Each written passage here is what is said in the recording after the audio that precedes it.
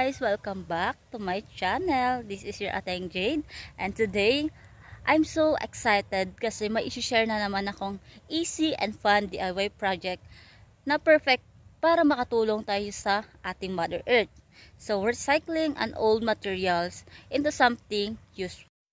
Kaya kung may mga luma pa kayong mga damit, mga plastic bottles na nag-inuman nyo ng Coke, mga lata na naglagyan ng mga fruit cocktails noong nakaraang Pasko, noong last year po or ano man, huwag nyo munang itatapon yan dahil magagamit pa natin ito para makagawa tayo ng mga bagong something na bagay, mga bagong gamit na magagamit pa natin sa ating bahay. So, wala nang patumpik-tumpik pa. Let's start!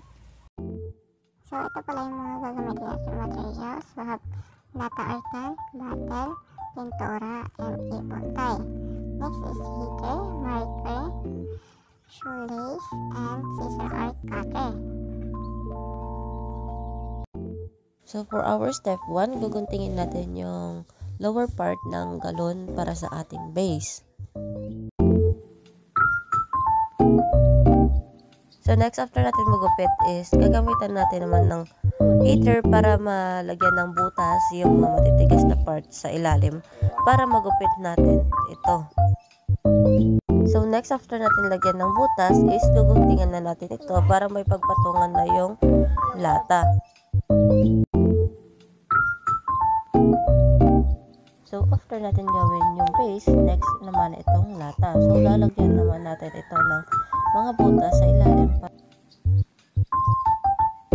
Next, itatry naman natin ipasok yung lata sa may ginawa nating base para malaman kung sakto na ba yung butas. Then, pag okay na, so step 4, ipipaint na natin yung lata and yung base. So, yung lata natin is color pink. Then, next naman yung base. Yung base naman natin is color green or crystal green.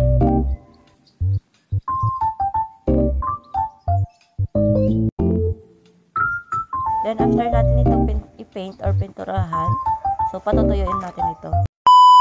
One eternity later. So, after naman natin ito patuyuin, lalagyan naman na natin ng design para magkaroon naman ito ng buhay or para mas maganda siyang tignan.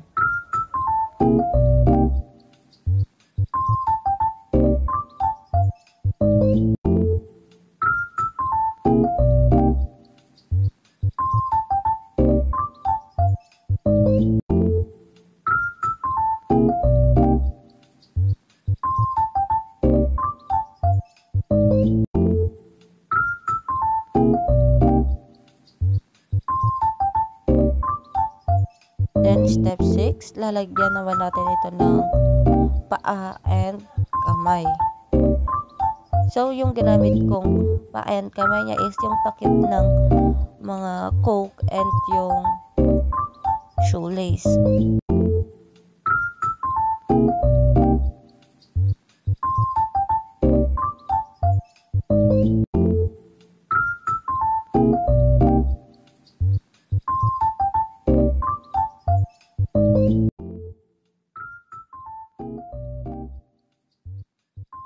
Then, next is lalagyan naman natin ito ng tali para may gamitin tayo pag isasabit natin ito. So, ginamitan ko lang ito ng shoelace and yung pinagtalian ko is yung cable tie.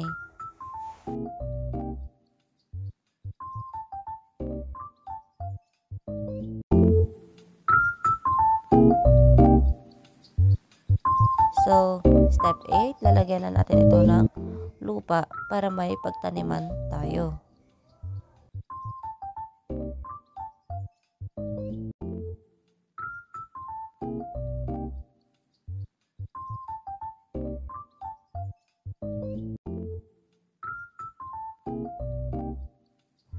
Okay, meet Daisy. So, this is our final product.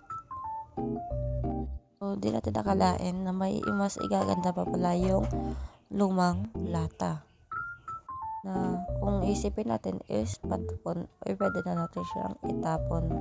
So, I encourage you to try this project at home. Not only will it help the environment, but you will also get to be a creative. Thanks for watching. Please subscribe.